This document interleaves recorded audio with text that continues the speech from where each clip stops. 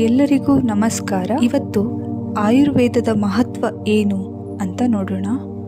ಆಯುರ್ವೇದ ಅಂದರೆ ಇದು ಪ್ರಾಚೀನ ವೈದ್ಯ ಪದ್ಧತಿ.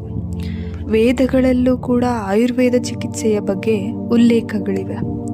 ಈ ಆಯುರ್ವೇದ ಚಿಕಿತ್ಸಾ ಪದ್ಧತಿಗೆ ಸುಮಾರು 5,000 ವರ್ಷಗಳ ಇತಿಹಾಸವಿದ್ದು, ಒಂದೊಂದು ಅಂಶವು ಬಹಳ ಕುತೂಹಲಕಾರಿ ಹಾಗೂ ಮಹತ್ವಪೂರ್ಣವಾಗಿದೆ. ಇಡೀ ಜಗತ್ತಿಗೆ ಭಾರತದ ಅಮೂಲ್ಯವಾದ ಕೊಡುಗೆ ಅಂದರೆ ಅದು ಈ ಆಯುರ್ವೇದ. ಆಯುರ್ವೇದ ಅಂದರೆ ಇದು ಒಂದು ಜೀವನ ವಿಜ್ಞಾನ. ಆಯು ಅಂದರೆ ಜೀವನ, ವೇದ ಅಂದರೆ ಜ್ಞಾನ. ಜೀವನವನ್ನು ಜೀವಿಸುವ ಒಂದು ಕಲೆ ಈ ಆಯುರ್ವೇದ.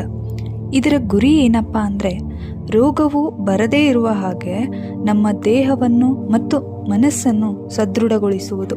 ಆಯುರ್ವೇದದ ಚಿಕಿತ್ಸಾ ಪದ್ಧತಿ ತುಂಬ ಸ್ಲೋ. ಇದರಿಂದ ಯಾವುದೇ ರೋಗಗಳು ಗುಣಮುಖ ಆಗಲ್ಲ ಮತ್ತು ಬಹಳ ಟೈಮ್ ಹಿಡಿಯುತ್ತೆ ಅನ್ನೋ ತಪ್ಪು ಸಂದೇಶಗಳು ಓಡಾಡ್ತಿದೆ ಅಲ್ವಾ. ಆದರೆ ಈ ಆಯುರ್ವೇದ ಚಿಕಿತ್ಸೆಯಲ್ಲೂ ಕೂಡ ಬೇಗ ಗುಣಮುಖ ಮಾಡುವ ಒಂದು ಶಕ್ತಿ ಇದೆ. ಆದರೆ ಕೆಲವು ಸಂದರ್ಭಗಳಲ್ಲಿ ತನ್ನದೇ ಆದ ಸಮಯ ಬೇಕಾಗುತ್ತೆ. ಉದಾಹರಣೆಗೆ, ತಾಯಿಯ ಗರ್ಭದಲ್ಲಿ ಒಂದು ಮಗು ಬೆಳಿಬೇಕು ಅಂದರೆ ಅದಕ್ಕೆ 9 ತಿಂಗಳು ಸಮಯ ಬೇಕೇ ಬೇಕು. ಇಲ್ಲಪ್ಪ, ನಮಗೆ 9 ತಿಂಗಳೆಲ್ಲ ಕಾಯೋಕ್ಕಾಗಲ್ಲ ಅಂತಂದು ಹೇಳಿದ ತಕ್ಷಣ ಅದೆಲ್ಲ ಸಾಧ್ಯನಾ? ಇಲ್ಲ ಅಲ್ವಾ. ಅದೇ ರೀತಿ ಮನುಷ್ಯನ ದೇಹಕ್ಕೆ ಒಂದು ರೋಗ ಬಂದಾಗ ಅದನ್ನು ಕಂಪ್ಲೀಟ್ ಅದರ ಮೂಲದಿಂದನೇ ನಾವು ಹೊರಗೆ ಹಾಕಬೇಕು. ಅದಕ್ಕೆ ತನ್ನದೇ ಆದಂಥ ಸಮಯ ಬೇಕಾಗುತ್ತಲ್ವಾ.